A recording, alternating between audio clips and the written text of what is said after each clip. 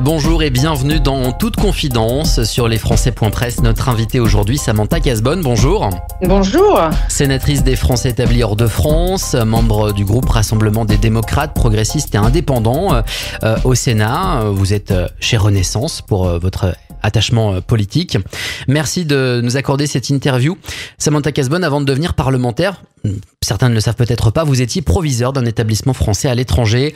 Vous connaissez donc bien le sujet de nos écoles hors de France. Cette semaine, un événement inattendu s'est produit. Le conseil d'administration de l'AEFE a été reporté à la dernière minute à la demande du ministre délégué Laurent Saint-Martin. Le ministre a en effet été alerté, semble-t-il, au dernier moment de la volonté de l'AEFE, donc de l'agence de tutelle des lycées à l'étranger, de transférer une partie de la charge salariale et des pensions à certains établissements. On va revenir sur ce point, mais Samantha Cazebonne, avez-vous connaissance d'un précédent où un conseil d'administration de l'AEFE a été reporté à la dernière minute à la demande de l'autorité politique? Le ministre a-t-il voulu, par ce geste, reprendre la main sur son administration, laissant entendre que ses prédécesseurs n'avaient peut-être pas exercé un contrôle suffisant? Longue question, mais pour effectivement une réponse assez courte. Non, je n'ai pas connaissance d'un précédent et je vous cache pas ma surprise également non pas sur l'intervention qui me paraît tout à fait légitime de la part du ministre, mais c'est sur la portée et les conséquences d'une telle mesure qui devait être arbitrée lors du CA et qui relève, il faut aussi le dire, d'une décision politique. Donc je pense qu'il était important pour le ministre, pour m'être entretenu avec lui, qu'il puisse avoir les tenants et les aboutissants de ce que cette mesure aurait comme conséquence pour nos parents d'élèves, évidemment pour nos élèves en première ligne, cela va sans dire, pour le corps enseignant évidemment, qui en sera évidemment également impacté si cette mesure devait être votée à l'avenir en l'état. Et donc il était important tout simplement de connaître les conséquences avant. Et le ministre, comme nous-mêmes d'ailleurs parlementaires, nous ne les avions pas. Alors justement, la mesure, elle concernerait les pensions des professeurs et des enseignants du réseau de l'AEFE. Concernerait parce qu'effectivement il y a beaucoup de flou là-dedans et elle fait poindre de vifs questionnements. Le corps enseignant, est-ce qu'il a raison d'être inquiet pour son avenir dans nos établissements français à l'étranger? Vous nous avez parlé du point de vue ministère, du point de vue des parents, mais pas encore du point de vue des profs. Alors, pardon de le dire comme cela, mais nous avons tous à être inquiets de la situation. Tout d'abord, j'aimerais dire que je ne jette absolument pas la pierre à l'AEFE, qui aujourd'hui, même si je l'ai souvent dit, mais c'est pas d'aujourd'hui, aurait dû se réformer depuis un certain nombre d'années. Et c'est pas pour rien d'ailleurs que j'avais produit mon rapport en ce sens. Mais aujourd'hui, je trouverais assez dommage qu'on lui jette la pierre en disant l'AEFE est responsable de cette situation. Non, l'AEFE répond quelque part à une situation qui a été provoquée aussi par des restrictions budgétaires. Ces restrictions budgétaires amènent à des conséquences aujourd'hui et des arbitrages. Personnellement, je n'aurais peut-être pas fait celui qui a été proposé, et je m'en expliquerai après. Mais oui, pour répondre à votre question, les enseignants, mais pas que, le parent d'élève que je suis, les également autres parents d'élèves du réseau ont intérêt et surtout à s'inquiéter et à considérer cette situation comme grave. C'est-à-dire, si je dis ainsi des choses, c'est que nous avons un modèle aujourd'hui à sauver. Nous avons un modèle à sauver parce que l'argent public ne sera plus ce qu'il a été.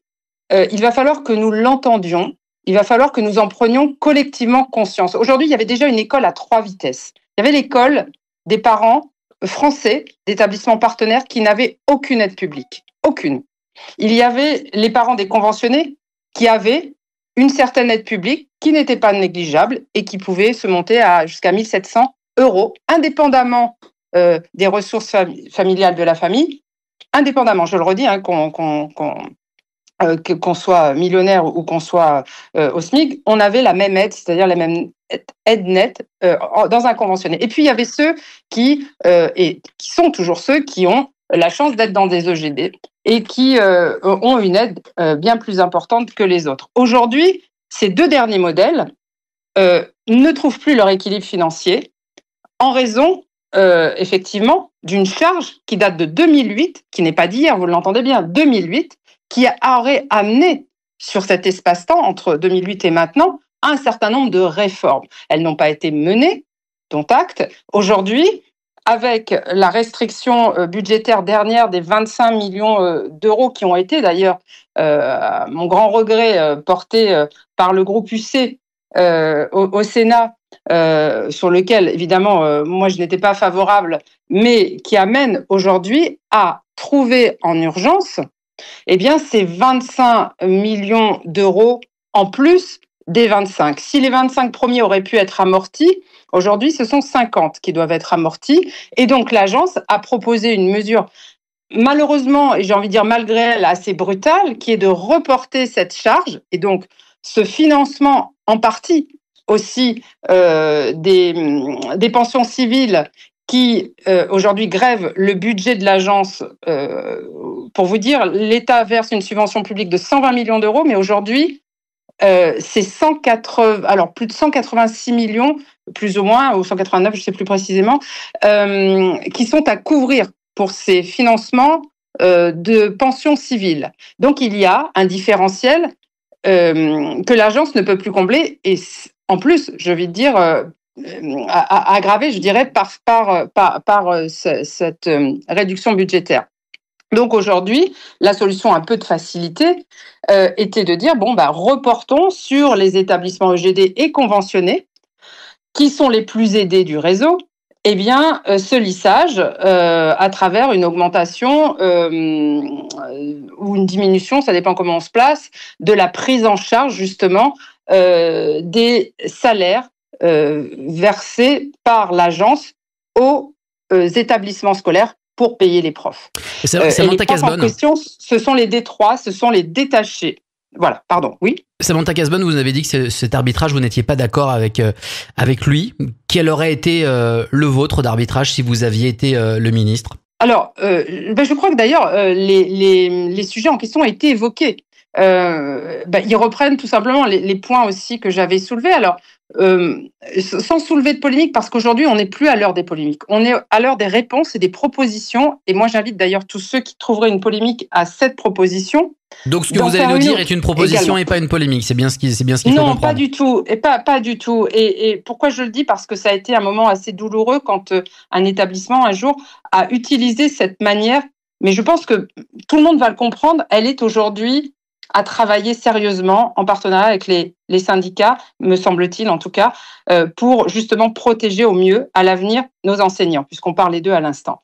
Aujourd'hui, la solution qui permettrait de sortir certains établissements de ce financement qui peut brutalement les télescoper, ce serait de permettre une transition vers un statut qui s'appelle le détachement direct. C'est-à-dire que plutôt d'être détaché par l'agence, un enseignant serait détaché directement par le ministère de l'Éducation nationale, et c'est le ministère de l'Éducation nationale qui prend à sa charge la part patronale qu'on veut faire payer, c'était l'objet de la résolution, qu'on veut faire payer actuellement aux familles, qui le prendrait à sa charge. Mais ça demande évidemment, ce point-là, une vraie négociation avec les personnels en amont et avec, évidemment, l'agence. Et parce que ce changement de statut a des conséquences, évidemment. Et moi, je ne veux pas que le statut de ces enseignants soit dégradé. Je souhaite que, par contre, le MEN prenne en charge cette pension civile, mais pas que leur statut soit dégradé. Donc, on en est là aujourd'hui, c'est-à-dire que ce statut, il existe, il est possible, il existe dans un pays actuellement, mais il n'est pas encore suffisamment bien doté et accompagné pour les enseignants, qu'il ne faut pas livrer au seul droit local d'un pays. Ça, par contre, moi, je m'y opposerai. Il faut que nous construisions en bonne intelligence, avec les syndicats, un point d'équilibre pour protéger à la fois ces personnels, mais surtout alléger de cette part patronale pour qu'elle ne soit plus à la charge. Donc la solution, elle est là. Elle ne serait plus à la charge de l'agence, donc plus, vous l'avez compris, des familles, mais bien du ministère de l'Éducation nationale, puisque c'est déjà le cas pour les établissements partenaires. Ça existe déjà dans le réseau. Donc ça, c'est un travail à faire avec le ministère de l'Éducation nationale. Pour lui, dans son budget, c'est l'épaisseur du trait. Il n'en verrait même pas la différence. Mais pour nous, c'est fondamental. Donc oui, cet arbitrage-là, vous le comprenez, j'y suis plus favorable. Mais je le redis, et je le redis vraiment à l'endroit des syndicats, dans une concertation et à des conditions où ils se sentent à l'aise avec cette évolution. Bien, on a pris note de votre force de proposition, Samantha Cazebonne. Très rapidement, parce qu'il nous reste peu de temps, on avait envie de vous entendre sur le Sénat qui a adopté récemment une proposition de loi visant à renforcer le parcours inclusif des enfants à besoins éducatifs particuliers. Quels sont les principaux éléments adoptés? Parce que là encore, on a envie d'avoir un peu plus d'informations. Et est-ce que les établissements français à l'étranger sont concernés? Alors, bon, vous dire que d'abord, les avancées aujourd'hui permettent, et ça c'était moi un des sujets majeurs, de mieux protéger d'une manière générale les AESH, de mieux les former. Aujourd'hui, moi, je m'intéresse essentiellement à la protection au sein de notre réseau de ces personnels, mais aussi des familles qui ont besoin de ces personnels. Ils doivent être mieux formés. Donc c'est vraiment là-dessus que j'ai souhaité attirer l'attention de la ministre, parce que la ministre de l'Éducation nationale, ce dispositif-là n'est pas dans son périmètre. Nous savons que nous avons du mal aussi avec les MDPH, donc il était important d'attirer aussi l'attention de la ministre pour qu'elle puisse créer des groupes de travail pour que l'EFE, l'enseignement français à l'étranger, prenne sa part dans ce qu'il souhaite aujourd'hui de mieux-disant pour faire progresser toutes les marges de progrès que nous avons pour mieux accompagner nos élèves en situation de handicap. Autrement dit, et pour faire court, un groupe de travail devrait permettre d'organiser une formation beaucoup plus ciblée pour ces personnels. Une MDPH pourrait être une MDPH de référence pour les Français de l'étranger, sans en créer une nouvelle, mais des MDPH mieux formés aux spécificités des Français de l'étranger pour mieux les accompagner. J'ai également demandé à ce que des référents MDPH soient automatiquement nommés dans les établissements scolaires pour qu'ils deviennent pour les familles un point de référence qui les aide justement à construire ce dossier MDPH. Mais surtout, et le fin des fins, si je puis me permettre, mais qui ne concernait pas cette PPL, c'est de garder nos financements pour financer ces bourses MDPH de manière juste, exactement comme en France, c'est-à-dire pour l'ensemble des familles. Donc c'est à nous de trouver des moyens. Et ce ne sont pas aux familles de faire les sacrifices, c'est à nous de trouver les moyens publics pour aider, exactement comme en France, ces enfants en situation de handicap. Voilà quel était le message de cette PPL, enfin du moins comment moi je l'ai orienté pour l'enseignement français à l'étranger. Très bien. Avant de vous parler des palmes du réseau d'enseignement français de l'étranger, un coup d'œil sur votre agenda avec cette semaine une visite au Turkménistan et en Inde, avec des visites d'établissements scolaires et des rencontres avec nos compatriotes travaillant dans divers secteurs. Est-ce que la situation internationale suscite des inquiétudes parmi eux? Est-ce qu'ils restent confiants dans la France, qui semble actuellement un petit peu en retrait sur la scène mondiale? Alors, pourquoi ces pays-là? Tout simplement parce que il y a longtemps que je devais me rendre dans des écoles dites d'entreprise, où nous avons aujourd'hui des personnels qui ont des statuts très particuliers de notre réseau et que je voulais faire connaître publiquement. Ces enseignants sont des experts des conditions difficiles dans le monde, puisqu'ils s'adaptent à toutes les situations dès lors où il y a un petit groupe de Français qui se constitue et où on veut créer une école très agile. Donc j'ai voulu rendre public ce dispositif-là pour qu'on puisse éventuellement également s'en inspirer pour son expertise. Donc voilà pourquoi un petit peu ce déplacement. Il n'y a pas beaucoup d'écoles entreprises et celle-ci était sur ma route pour aller en Inde. C'est pour ça que je me suis arrêtée dans ce pays qui le Turkménistan, qui n'est pas le plus grand pays des libertés et des droits de l'homme, mais néanmoins j'admire le courage de nos enseignants d'aller travailler là-bas et je voulais aussi aller les saluer.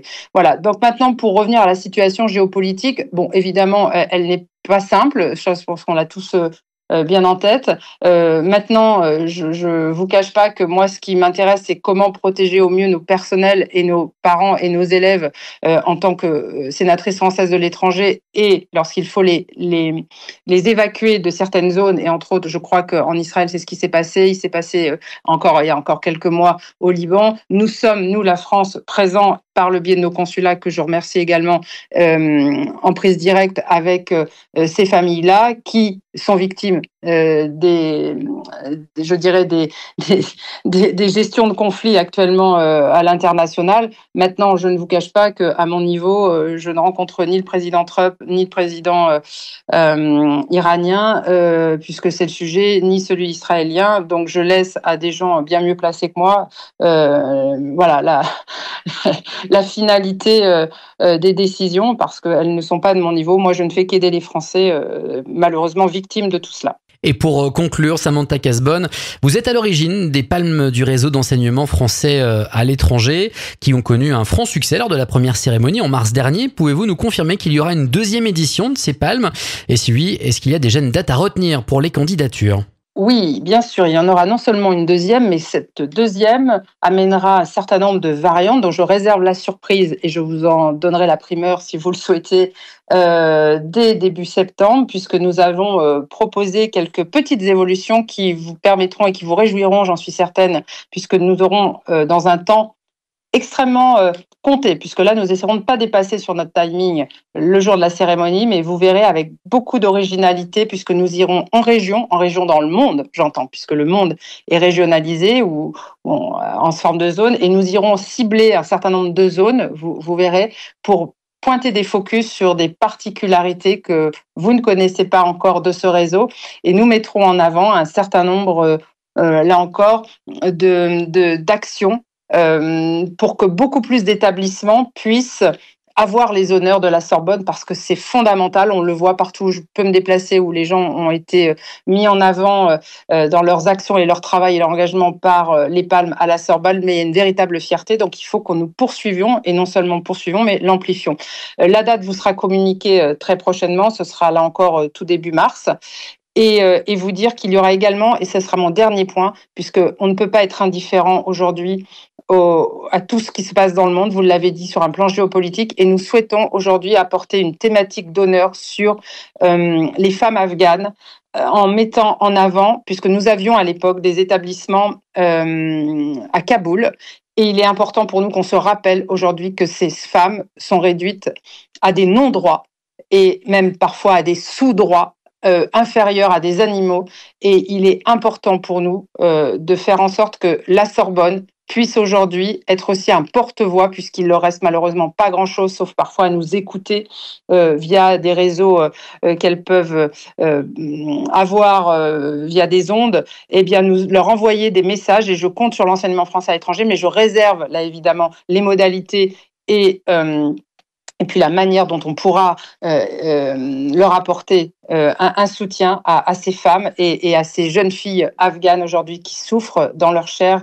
et bien qu'on puisse leur envoyer le plus d'amour possible, et les palmes aussi serviront à cela cette année.